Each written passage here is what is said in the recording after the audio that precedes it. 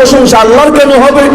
আরে দুনিয়াতে মানুষেরও তো বহু অবদান থাকে, বাবার অবদান থেকে সন্তানের উপরে, মায়ের অবদান থেকে সন্তানের উপরে। আজকে যে মাহফিল হলো, এক মাহফিল হওয়ার পেছনে অবদান আছে কত মানুষের। তো সমস্ত প্রশংসা আল্লাহর কেন হবে? কিছু কিছু প্রশংসা বান্দার জন্য থাক না, যে কিছু তুমি আল্লাহ পাবা আর কিছু হলো বান্দারা পাবে, না তা না বলে বলা হচ্ছে আলহামদু, সমগ্র প্রশংসা একমাত্র আল্লাহর জন্য সাব্যস্ত, আল্লাহর জন্য বরাদ্দ। কি কারণে? কারণ এটাই, দুনিয়ার লোকে যা করে সেটা তো বাহ্যিক উপকরণ মাত্র, বাহ্যিক ওসিলা মাত্র। আসল কর্তা তো আল্লাহ, যার আদেশ ছাড়া গাছের একটা পাতাও নড়ে না, তার আদেশ ছাড়া বড় বড় বিষয় সংঘটিত হবে কিভাবে? তাই গোটা জমিনের মালিক কে? আল্লাহর মালিকানায় কি আল্লাহর কথা চলবে, নাকি আল্লাহর দুশমন ইবলিস শয়তান তাগুতের কথা চলবে? আল্লাহর কথাই চলবে আল্লাহর দুনিয়ায়। এটাই যুক্তি, এটাই নীতি। সূরা আর-রহমানে আল্লাহ বলেন, ইয়া মাশারাল জিন্নি ওয়াল ইনস, হে জিন জাতি আর মানব জাতি শোন, ইন ইসতাতাতুম আন তানফুযু মিন আখতারিস সামাওয়াতি ওয়াল আরদি ফানফুযু লা তানফুযুনা ইল্লা বিসুলতান ফাবিআইয়ি আলা'i রাব্বিকুমা তুকাযযিবান।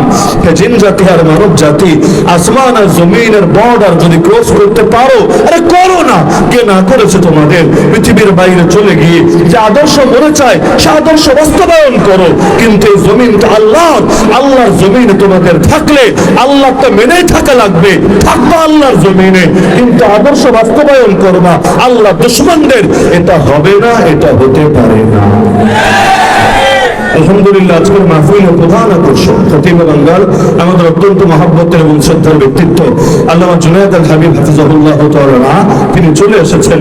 হযরতকে কিছু সময় সামান্য একটু কষ্ট দেব, আলোচনা যেহেতু শুরু করেছি, অল্প সময় এটা ফিনিশিং করে আলোচনা নিতে টানবো ইনশাআল্লাহ।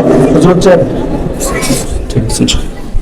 তো যেই কথা বলছিলাম, যেহেতু এই জমিন আল্লাহর মালিকানা আর আল্লাহর জমিনে চলবে আল্লাহর কথা, এটাই লজিক, এটাই যুক্তি, এটাই বুদ্ধি, এটাই নীতি। কিন্তু আল্লাহর জমিন, আল্লাহর নীতি, আল্লাহর আদর্শ বাস্তবায়ন করতে পারবে কে?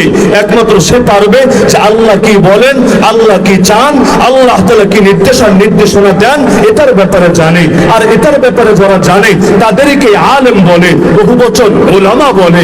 আরে আলেম যারা হয়, যেমন নবীরা আলেম, সাহাবীরা আলেম, ইমাম আবু হানিফা, শাফি, মালিক, আহমদ বিন হাম্বল, তারা আলেম। এই জামানায় রয়েছে যত আলেম, তাদেরকে আলেম তো এজন্যই বলে, তারা জানে। কি জানে? তারা আল্লাহ কি বলেছেন সেটা জানে, রাসূল কি বলেছেন সেটা জানে, ইসলাম তাদের থেকে কি চায় সেটা জানে।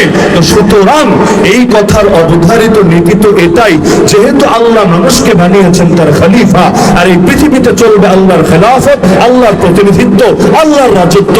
সুতরাং এই পৃথিবীর বুকে নেতৃত্ব দিবে একমাত্র আলেমরা। কারণ পৃথিবীর মানুষ দুই ভাগে বিভক্ত, এক ভাগ আলেম আর এক ভাগ জাহেল। আলেম তাদেরকে বলে যে আল্লাহ এবং তার রাসূলের নীতি সম্পর্কে জানে, জাহেল তাদেরকে বলে যে আল্লাহ এবং তার রাসূলের নীতি সম্পর্কে জানে না।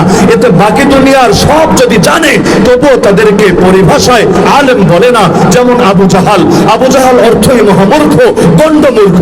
বাস্তবে সে তো মহামূর্খ ছিল না, গণ্ডমূর্খ ছিল না। আল্লাহর নবী হয়ে পরিণত হওয়ার আগে তাকে কেউ আবু জাহাল নামে চিনত না, সবাই তাকে বলতো আবুল হাকাম, মহাজ্ঞানী। তো যেই মানুষটা ছিল মহাজ্ঞানী, রাতারাতি তাকে মহামূর্খ বলা হলো কেন?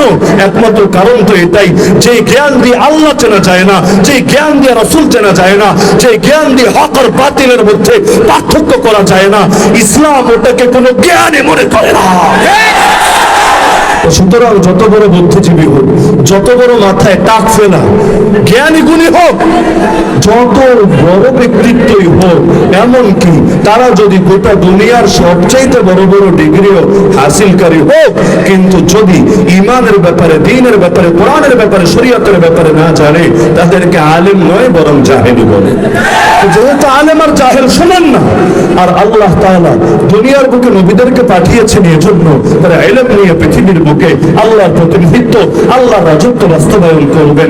আর নবী জানিয়েছেন আল উলামা ওয়ারাসাতুল আম্বিয়া, নবী তো চলে যাচ্ছেন কিন্তু কিয়ামত পর্যন্ত ওয়ারিসদের সিলসিলা রেখে যাচ্ছেন। সেই ওয়ারিসদের নামই হলো উলামায়ে কেরাম, যারা আল্লাহর রাসূলের ওয়ারিস হবে। কোন ক্ষেত্রে ওয়ারিস হবে? আর ওয়ারিস তো বহু ক্ষেত্রেই হবে। শাইখুল হাদিস আল্লামা আজিজুল হক নাওয়ারাল্লাহু মারকাদা বলতেন, এই হাদিসটাকে আমরা প্রচার করি ফজিলতের হাদিস হিসাবে, কিন্তু এটা একদিকে যেমন ফজিলতের হাদিস, তার চাইতে বেশি দায়িত্বের হাদিস। এই হাদিস আমাদেরকে জানিয়ে দিচ্ছে নবীদের জিম্মাদারি ছিল যা যা, আলেমদেরও জিম্মাদারি হবে তা তা। নবীরা একদিকে যেমন দিনকে প্রচার করেছেন, আর একদিকে দিনকে পৃথিবীর পরতে পরতে প্রতিষ্ঠাও করেছেন। এমনকি আল্লাহ নিজেই জানিয়েছেন নবীদেরকে পাঠিয়েছেনই লিউযহিরাহু আলা দ্বীনি কুল্লি, ইসলামকে তারা প্রতিষ্ঠিত করবেন অন্য সকল ধর্ম, অন্য সকল মতবাদ, অন্য সকল মতাদর্শের উপরে। এমনকি কোরআনে আল্লাহ তো দোয়াই শিখিয়েছেন, রহমানের খাঁটি বান্দা কারা? যাদের একটা দোয়া হয় এটা, রব্বানা হাব লানা মিন আজওয়াজিনা ওয়া যুররিয়াতিনা কুররাতা আয়ুন ওয়াজআলনা লিল মুত্তাকিনা ইমামা। হে আল্লাহ, আমাদেরকে মুত্তাকিদের, মুমিনদের নেতা বানিয়ে দেন। কারণ যদি হকপন্থীরা নেতা না হয়, বাতিলপন্থীরা হবে নেতা। বাতিলপন্থীরা যদি নেতা হয়, দুনিয়ার বুকে কখনোই শান্তি প্রতিষ্ঠিত হবে না, হতে পারে না। এখন উলামায়ে কেরাম তাদের মৌলিক একটা জিম্মাদারি হলো তারা সমাজের নেতৃত্ব ধারণ করবেন। একদিকে যেমন নামাজের নেতৃত্ব, একদিকে যেমন সকলে হজ করতে গেলে সেই হজের নেতৃত্ব, একদিকে যেমন মানুষ ময়দানে জিহাদ নামলে সেই জিহাদের নেতৃত্ব, আরেকদিকে পৃথিবীর সকল পরিচালনার মূল নেতৃত্ব এবং কর্তৃত্ব।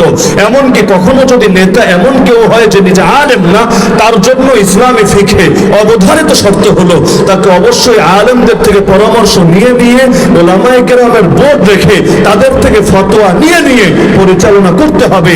না হলে এই জমিনের বুকে কোনোদিনও ন্যায়, ইনসাফ, শান্তি, কল্যাণ প্রতিষ্ঠিত হবে না। আজকাল সবচাইতে বড় দুঃখ এখানেই, যখন আমরা ভাবি আরে আমরা হুজুর মানুষ, আমরা আলেম মানুষ, আমাদেরকে নেতৃত্ব দেওয়ার দরকার আছে, নেতৃত্ব দেবে জাগতিক লোকেরা, এগুলো তো দুনিয়াবী বিষয়। কিন্তু একটাবার চিন্তা করেন, উলামায়ে কেরাম যদি নেতৃত্বে না আসে, অবধারিতভাবে জাহেলরা থাকবে নেতৃত্বে, আর জাহেলরা যদি নেতৃত্বে থাকে, সমাজের বুকে কখনোই দিন জিন্দা হবে না। আজকাল তো সেকুলারিজমের জয় জয়কার। সেকুলারিজম এসে তো এই বাস্তবতাই বুঝায়